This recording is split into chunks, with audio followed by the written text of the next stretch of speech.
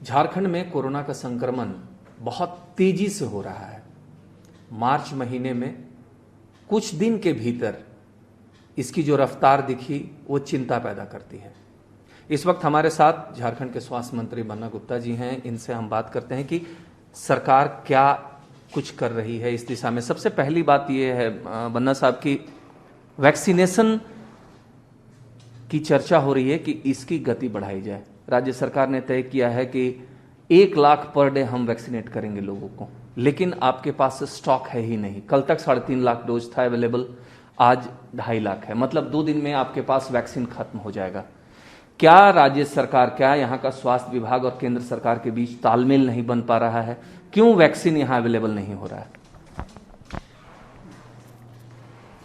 अभी हमारे पास already 2.5 lakh vaccine के डोज हैं और कल तक 10 लाख डोज आने की संभावना है। इसलिए कहीं भी कोई अव्यवस्था नहीं है, कहीं पर भी कोई संकट नहीं है।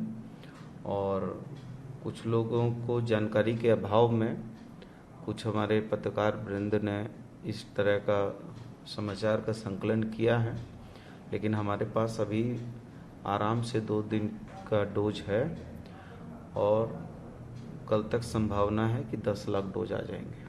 आप संभावना की बात कर रहे हैं बन्ना जी, कंफर्मेशन लोग जानना चाह रहे हैं। 2 दिन में आ जाएगा या सिर्फ आप संभावना पे रहेंगे?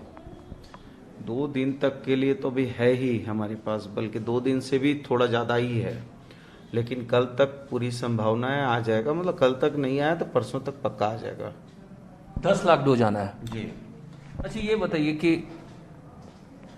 बार बार कहा जा रहा है कि लोग जो हैं वो कोविड जो प्रोटोकॉल है उसको वायलेट कर रहे हैं, लोग बहुत हल्के तरीके से ले रहे हैं, स्प्रेड हो रहा है। आप लोग लगातार मीटिंग कर रहे हैं, क्या कुछ जानकारी आप लोगों के पास है कि कोरोना के मामले में झारखंड की स्थिति कैसी है? कोरोना के मामले में झारखंड की स्थिति अभी तक कोई ऐसी पैनिक स्थिति नहीं है जिस पैनिक स्थिति से बहुत भयभीत होने की आवश्यकता है। लेकिन हाँ, सजग हैं और सावधानी से हम आने वाले खतरे के विरुद्ध में मजबूती से कदम उठा रहे हैं। और आज भी माननीय मुख्यमंत्री जी के नेतृत्व में आपदा प्रबंधन की एक हाई प्रोफाइल बैठक होने जा रही है।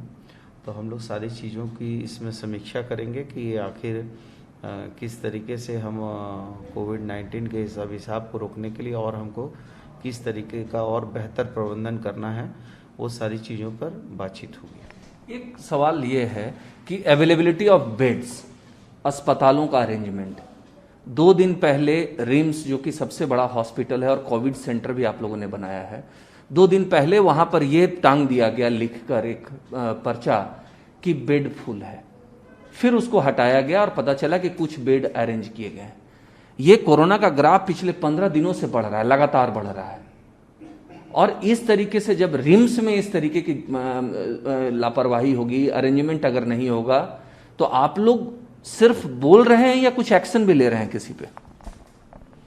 अभी 3 बजे से आपदा की बैठक है, जिसमें माननीय मुख्यमंत्री जी की अध्यक्षता में बैठक संपन्न होगी, जिसमें चीफ सेक्रेटरी साहब होंगे, जिसमें वित्त सचिव होंगे, जिसमें स्वास्थ्य सचिव होंगे, जिसमें आपदा सचिव होंगे, होम सेक्रेटरी साहब होंगे, मैं खुद रहूँगा। इसी के साथ साथ अभी मैंने जो है अपने सचिव हेल्थ सेक्रेटरी साहब को बुलाया है, NHM डायरेक्टर साहब को बुलाया है, और जो भी हमारे संबंधित पदाधिकारी हैं उनके साथ हम लोग आगे चल के बैठक करने जा रहे हैं। शाम को 6 बजे हम केंद्रीय स्वास्थ्य मंत्री जी से भी बातचीत करेंगे।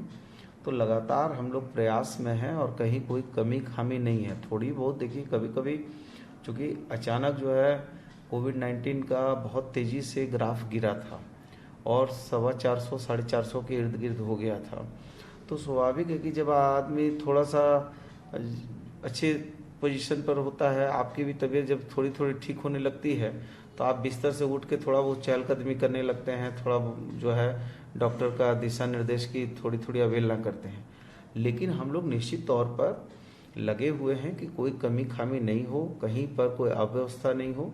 इसके लिए लगातार हम प्रयासरत हैं और इसी को के तहत जो है ये हाई प्रोफाइल बैठक भी हो रही है और हम भी अपने संबंधित विभाग के पदाधिकारियों के साथ बैठक कर रहे हैं। सभी 24 जिले के उपायुक्तों को भी दिशा निर्देश दिया जा रहा है कि ताकि जितने कोविड सेंटर हों, आइसोलेशन वार्ड हों, या वहाँ कहाँ पर और हम नए जनरेट कर पाएंगे, फिर वैक्सीनेशन के और कितने जगह हम डेवलप कर पाएंगे, और किस तरीके से पंचायत से लेके प्रखंड तक को हम जो है लोगों को इसका समुचित लाभ दिला पाएंगे। तो सारी चीज़ों पर एक पूरी कार्य योजना तैयार की जाए। आज फाइनल कुछ आप लोग कंक्लूजन है, डिसीजन, बड़े डिसीजन पे पहुंचने वाले हैं। एक अंतिम सवाल कि प्राइवेट अस्पतालों की मनमानी इस कोविड के दौर में जारी है। मन्ना साहब, टेस्ट के नाम पे जो रेट फिक्स है उससे ज्यादा पैसे ले रहे हैं, लोग कह रहे हैं, लेकिन मैं देख रहा हूं किसी प्राइवेट हॉस्पिटल पे कोई एक्शन नहीं हुआ है, सिर्फ स्टेटमेंट आया है।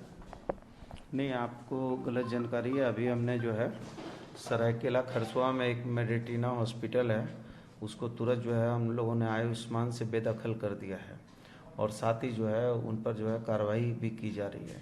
ऐसा नहीं है कि प्राइवेट जितने संस्थान हैं वो यदि मनमानी करेंगे और इस आपदा की घड़ी में वो अर्थ दोहन का काम करेंगे तो सरकार पूरी गंभीरता पूर्वक जो है उनके साथ जो है जो हमारे उनको निबंधन दिए हैं वो निबंधन भी रद्द करेंगे, जरूरत पड़ी तो प्राथमिकी भी दर्ज करेंगे, और किसी को भी नाइंसाफी करने का अधिकार नहीं है। लेकिन यदि ऑथेंटिक जानकारी प्राप्त हो जाएगी तो हम उस पर कड़ी कार्रवाई भी सुनिश्चित कर देंगे। Thank you. स्वास्थ्य मंत्री बन्ना गुप्ता जी, 2-3 जो अहम सवाल हैं लोगों के बीच चर्चा में है, उसको हमने जानने की कोशिश की। एक बात है कि जो वैक्सीन क्राइसिस की बात हो रही है, इन्होंने इंश्योर किया है कि 2 दिन के अंदर 10 लाख डोज आ जाएगा, इसलिए पैनिक होने की जरूरत नहीं है, सरकार भरोसा दिला रही है। दूसरी बात है कि प्राइवेट अस्पतालों की जो मनमानी का मसला है तो इसको लोग उठा सकते हैं, इनका कहना है कि इनके संज्ञान में अगर बात आएगी तो ये कार्रवाई जरूर करेंगे। और तीसरी बात कि आज एक हाई लेवल मीटिंग है मुख्यमंत्री के साथ आपदा प्रबंधन विभाग की, देखना है कि सख्ती बरतने के बाबत सरकार क्या एक्शन लेती है। राजेश कुमार सिंह, टीवी भारत, रांची।